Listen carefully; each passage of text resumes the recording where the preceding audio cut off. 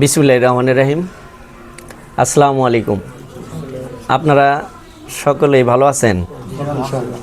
আসলে আমি আজকে যে বিষয়গুলো নিয়ে আপনাদের সাথে প্রাথমিক আলোচনা করতেছি সেটা হলো আমাদের হিরু ভাই। আপনারা ইতিপূর্বে জানেন যে হিরু ভাই বাংলাদেশ ভূমিহীন আন্দোলনের এই জামালপুর জেলার আহ্বায়ক, এবং আমরা পূর্ণাঙ্গ কমিটি গঠন করি নাই, সামনে গঠন করব। এটা দিয়ে হিরু ভাইরে দিয়েই এই সংগঠনের আমরা কার্যক্রম প্রচার করতে চাইছি। পরবর্তীতে তিনি রাষ্ট্র সংস্কার আন্দোলন কার্যনির্বাহী সদস্য কেন্দ্রীয় কমিটিতে অবস্থান করতেছেন। আসলে আমরা এই দুটা সংগঠনের বিষয়ে আজকে আপনাদের সাধারণ একটা জ্ঞান দিয়ে যাচ্ছি আর কি। প্রথমত বাংলাদেশ ভূমিহীন আন্দোলন, যেটার আহ্বায়ক হয়েছেন হিরু শেখ ভাই। বাংলাদেশ ভূমিহীন আন্দোলন, এটা প্রশ্ন থাকে যে এটার কার্যক্রমটা কী, আপনারা হয়তো এটা অবগত না। বাংলাদেশ ভূমিহীন আন্দোলন এটা হচ্ছে একটা সম্পূর্ণ স্বেচ্ছাসেবী সংগঠন।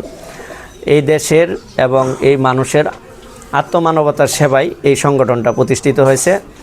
বাংলাদেশ ভূমিহীন আন্দোলনের কার্যক্রমটা হচ্ছে এই দেশে বাংলাদেশের কৃষক, শ্রমিক, কামার, জেলে, কুমার, তাঁতিসহ সকল শ্রেণী পেশার মানুষের যে রাষ্ট্রের যে মালিকানার যে ন্যায্য বিষয়টা, সেই বিষয়গুলো নিশ্চিত করার দায়িত্ব এবং কাজই হচ্ছে বাংলাদেশ ভূমিহীন আন্দোলনের। তো আমরা ইতিপূর্বে দেখেছি যে এই দেশটা মানে কি বলবো, যে এই দেশটা স্বাধীনতা অর্জন করছে 53 বছর যাবৎ। এই 53 বছরের আগে এবং এখন ব্রিটিশরা এই দেশটা, এখন বলতে এখন তো দেশ স্বাধীন হয়েছে, এই 53 বছরের আগে এই দেশটাকে শাসন করে গেছেন ব্রিটিশরা। তারা শুধু আমাদেরকে শাসনই করে যান নাই, তারা শাসন, শোষণ, নির্যাতন, লুণ্ঠন করে গেছেন। তো আমরা এই স্বাধীনতার 53 বছর পর এই দেশটা এখনও যে ব্রিটিশদের উপনিবেশিক শাসনে চলবে সেটার বিরোধিতা করতেছি আমরা। না, দেশ তো স্বাধীন হয়ে গেছে, কিন্তু আমাদের তো এখন স্বাধীনতার চেতনাটা যেটা বাস্তবিক অর্থে জনগণের দ্বারপ্রান্তে যেন আমরা পৌঁছে দিতে পারি, সেই জন্য আমাদের এই সংগঠনের কার্যক্রমগুলো আমরা সেভাবে সমগ্র বাংলাদেশে প্রচার করতেছি। তো আমাদের প্রশ্ন হলো যে আমাদের স্বাধীনতার পরবর্তী সময়গুলো যে এখন উপনিবেশিক ব্রিটিশ শাসন যে বলবৎ রয়েছে সেটার বিরুদ্ধে আমাদের করণীয় কী এবং আমাদের দায়িত্বগুলো কী। শুধু এটা আমাদের দল বা আমাদের এই বাংলাদেশ ভূমিহীন আন্দোলন বা বাংলাদেশ রাষ্ট্র সংস্কার আন্দোলন এটা নিয়ে ভাবতেছে এমন না, প্রত্যেকটা দলেরই কথা। কিন্তু পূর্ণত এটার যে কার্যকরী ব্যবস্থা সেটা জনগণকে যদি আমরা এরকম জনসচেতনতার মধ্য দিয়ে যদি আমরা মানুষকে না জানাতে পারি, তাহলে এটার যে অভ্যন্তরীণ বিষয়গুলা এটা আগুচরে থেকে যাবে। সেই জন্য আমরা এটা প্রকাশ করতেছি যে জনগণ এবং আমরা জনসচেতনতার মধ্য দিয়ে একটা বাংলাদেশের একটা বৃহৎ সেক্টর বাংলাদেশ ভূমিহীন আন্দোলন এবং বাংলাদেশ রাষ্ট্র সংস্কার আন্দোলন উভয়ই যেন এই দেশটাকে সঠিক একটা সংবিধান, যেটা মানুষের পক্ষের সংবিধান, আমার অসহায় মেহনতি এবং ছিন্নমূল মানুষের যে পক্ষের সংবিধান, সেই সংবিধান এবং সেই সংসদ রচনা করার জন্য বাংলাদেশ রাষ্ট্র সংস্কার আন্দোলন আবির্ভূত হয়েছে। আমরা যদি লক্ষ্য করি এই দেশে যে আমাদের এই কৃষক, শ্রমিক, কামার, জেলে, তাঁতি সহ আমরা যারা নির্যাতিত, নিপীড়িত, নিষ্পেষিত মানুষ, যারা এই রাষ্ট্রের যে মৌলিক চাহিদা শিক্ষা, স্বাস্থ্য, খাদ্য, বাসস্থান, এগুলো আমরা কিন্তু পাচ্ছি না। এটা নিশ্চিত করার দায়িত্ব হচ্ছে এই রাষ্ট্রের, এই সরকারের। তো এটা কেন, মানুষের যে মানবিক জীবনযাত্রার মান উন্নত করার জন্যে এই দেশের সরকার কি কি পদক্ষেপ নিয়েছেন এটা কিন্তু আমরা দেখতেছি না। যখন যে সরকার আসে তখন সে সরকার নিয়ন্ত্রিত আমাদের কৃষক, আমাদের অসহায় গৃহিণী মা বোনেরা, আমাদের আরও যারা ভ্যান চালক, অটো চালক, তাদেরকে শাসন শোষণ করার জন্য যখন যে সরকার আসে তখন সে সরকার নিয়ন্ত্রিত নেতা, এমপি, মন্ত্রী পর্যন্ত একটা বৃহৎ সিন্ডিকেট তৈরি করে। সেই সিন্ডিকেটরা কী করে, আমাদের এই শ্রেণীর মানুষদের উপর আমাদের জুলুম চালায়। শুধু তারাই জুলুম চালায় না, শুধু নেতা, এমপি, মন্ত্রী তারাই যে জুলুম চালায় না, এক শ্রেণীর সরকারি প্রশাসন, অসাধু প্রশাসন, তারাও এই তৃণমূল মানুষের পিঠের উপর স্টিম রুল জারি তৈরি করে তারা তাদের অর্থ, তারা তাদের কাঙ্ক্ষিত যে একটা ইচ্ছা শক্তি সেটা তারা বাস্তবায়িত পূরণ করে। তো তারা এইভাবে আমাদেরকে নির্যাতনের মধ্য দিয়ে তারা বিভিন্ন অট্টালিকা, প্রাসাদ তৈরি করে, কিন্তু আমাদের কাঙ্ক্ষিত যে পরিবর্তন সেটা কিন্তু অধরাই থেকে যায়। তাই আমরা কাঙ্ক্ষিত পরিবর্তনের জন্য বাংলাদেশ রাষ্ট্র সংস্কার আন্দোলনের পক্ষে আমাদের আস্থাভাজন ভাই জনাব হিরু শেখ ভাই তিনি মনোনীত হয়েছেন। এখন বাকি যে সময়গুলো আপনারা যদি ভাইয়ের সাথে একটু থেকে এই বিষয়গুলো নিয়ে যদি একটু হিরু শেখ ভাইরে যদি আপনারা একটু কাজ করে দেন, সহযোগিতা করেন, তাহলে আমি মনে করি কৃষকের একটা শক্তি এবার সংবিধানে চলে যাবে, যে যিনি নাকি কৃষকের পক্ষে কথা বলবে। দেখেন, আমরা বাংলাদেশ রাষ্ট্র সংস্কার আন্দোলন অ্যাডভোকেট হাসনাত কায়ুম তিনি কিন্তু এবার ঘোষণা দিয়েছেন যে এবারের নির্বাচন শুধু ক্ষমতা বদলের নির্বাচন না, এবারের নির্বাচন দেশ পরিবর্তনের নির্বাচন। কিভাবে দেশ পরিবর্তনটা করা যায়? তো আমরা কি পরিবর্তন করতে চাইছি? প্রথমত আমাদের দলের নাম কিন্তু দেওয়া হয়েছে বাংলাদেশ রাষ্ট্র সংস্কার আন্দোলন। আমি পূর্বেই বলছি যে এই বাংলাদেশের সুবিধা বঞ্চিত মানুষের সুবিধা প্রতিষ্ঠা করার জন্য আমরা যদি লক্ষ্য করি, আজকের যে 24-এর গণ অভ্যুত্থান ঘটেছে তার কারণটা কী ছিল? 1971 সালে মুক্তিযোদ্ধা হয়েছে। কিসের উপর মুক্তিযোদ্ধা হচ্ছে? 1971 সালে মুক্তিযোদ্ধা হচ্ছে যে মানে কি বলবো, মুক্তিযোদ্ধার চেতনা, সাম্য, মানবিক মর্যাদা এবং ন্যায় বিচার প্রতিষ্ঠা করা, এটার জন্যই 1971 সালে মুক্তিযোদ্ধা হয়েছিল।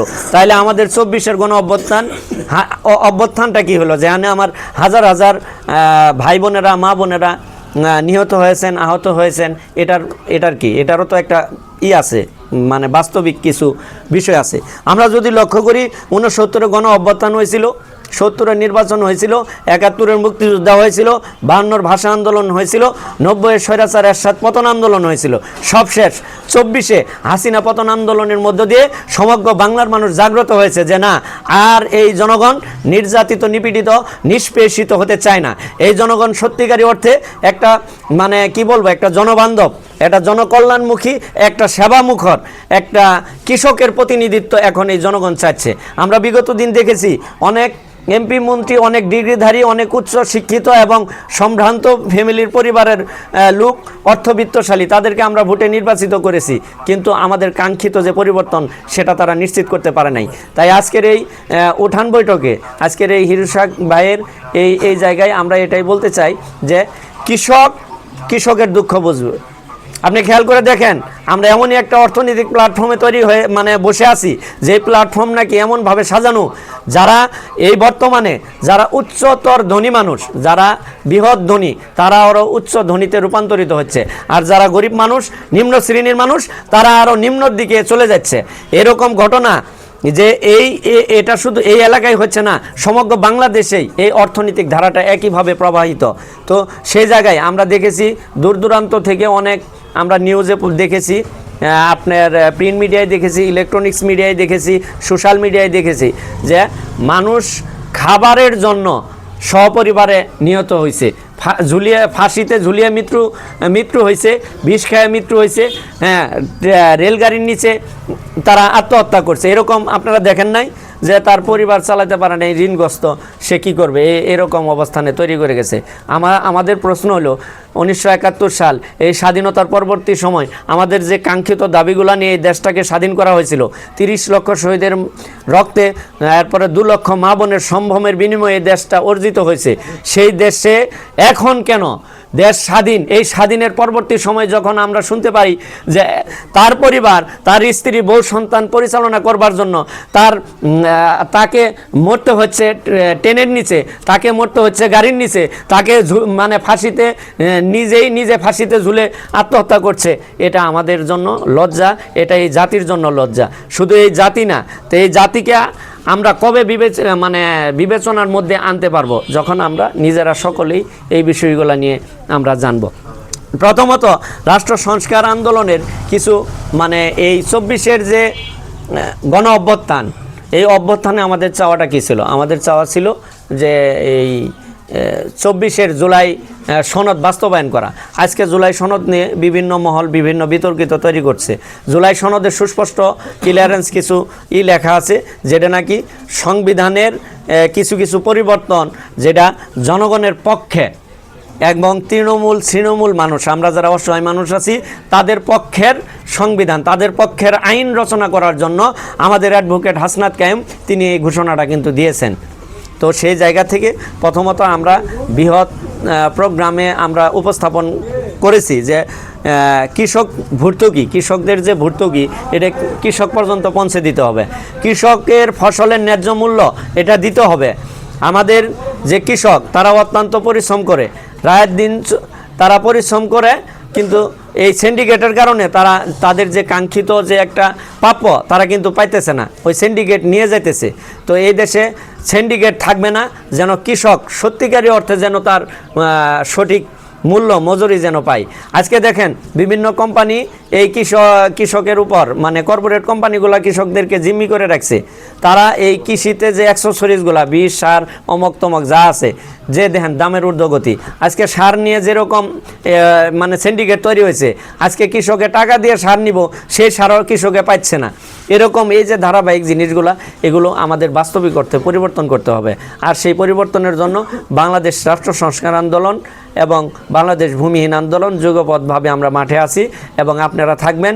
আর পরিশেষে আমি এটাই আশা করব, এই আমাদের যে হিরু শেখ ভাই, উনি অনেক পরিশ্রম করছেন এই দলটার জন্য, সাথে আমরাও আছি। তো আপনারা ওনার মনের আশা যেন পূর্ণ হয়, আর কৃষক যেন মুক্তি হয়, সুবিধাবঞ্চিত মানুষ যেন একটা বাস্তবিক অর্থে যেন একটা ভালো পর্যায়ে থাকে, সেই আশাবাদ ব্যক্ত করে আমরা আজকের মতো এখানে বিদায় নিচ্ছি। আসসালামু আলাইকুম।